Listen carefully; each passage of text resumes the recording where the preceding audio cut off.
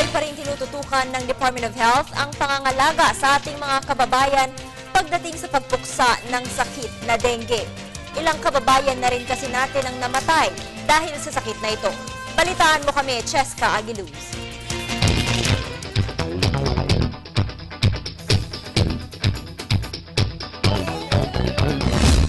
Naitala ng DOH Bicol Region ang 910 dengue cases simula Enero hanggang 15 ng Hunyo ngayong taon.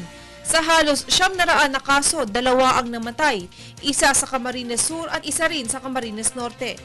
Samantala dahil na lang sitwasyon ng dengue sa Roxas Town sa Palawan, lalong nagpursigi ang kanilang health office na magpadala ng mas marami pang workers para suportahan ang mga residente at pag-aralan ang sitwasyon doon. Ayon kay Dr. Vina Crisostomo, ang bayan ng Roxas ay kasama sa top 5 municipalities kung saan may mga naitalang kaso ng dengue.